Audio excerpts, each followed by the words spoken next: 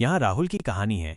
राहुल एक छोटे से गांव में रहने वाला लड़का था। वो बहुत होशियार था, लेकिन पढ़ाई में ज्यादा अच्छा नहीं था। उसके माता पिता गरीब थे, लेकिन उन्होंने उसे अच्छे स्कूल में दाखिला दिलाया था ताकि वो पढ़ लिख कर कुछ बड़ा कर सके। परंतु राहुल का मन पढ़ाई में नहीं लगता था। वो हमेशा खेलकूद में ही व्यस्त रहता।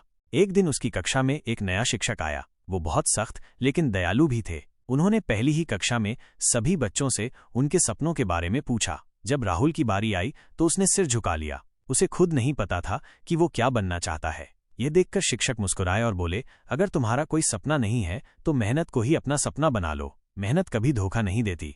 राहुल को ये बात दिल से लग गई। उसने सोचा, क्या मैं मेहनत करके अपने भविष्य को बदल सकता हूँ? उसी दिन से उसने ठान लिया कि वो पूरी लगन से पढ़ाई करेगा। शुरुआत में उसे बहुत मुश्किल हुई। गणित के सवाल उसे समझ नहीं आते थे, अंग्रेजी में उसके अंक कम आते थे, लेकिन उसने हार नहीं मानी। वो रोज स्कूल के बाद बैठकर पढ़ता और अपने शिक्षक से सवाल पूछता। धीरे धीरे उसकी मेहनत रंग लाने लगी।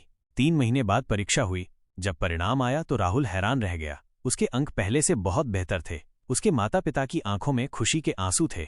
शिक्षक ने उसे शाबाशी दी और कहा, देखो, मेहनत का जादू काम कर गया।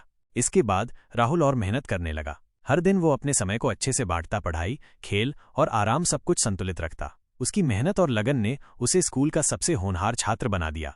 साल बीतते गए और वो गांव का पहला लड़का बना जिसने सरकारी स्कॉलरशिप जीती। उसे शहर के एक बड़े कॉलेज में पढ़ने का मौका मिला। जब वो अपने गांव लौटा तो सबको उस पर गर्व था। वही लड़का जिसे कभी पढ़ाई में रुचि नहीं थी, आज एक सफल इंजीनियर बन चुका था। एक दिन जब वो अपने पुराने स्कूल गया तो उसने वही शब्द बच्चों से कहे, अगर तुम्हारा कोई सपना नहीं है तो मेहनत को ही अपना सपना बना लो। मेहनत कभी धोखा नहीं देती।